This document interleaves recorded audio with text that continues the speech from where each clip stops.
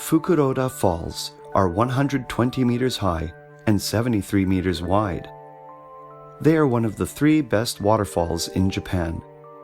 The other 2 waterfalls are Kegon Falls in Tochigi Prefecture and Nachi Falls in Wakayama Prefecture.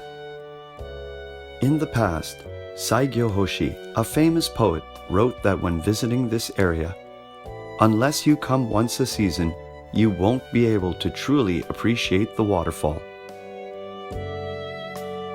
Take a closer look at Fukuroda Falls, one of the 3 famous waterfalls in Japan.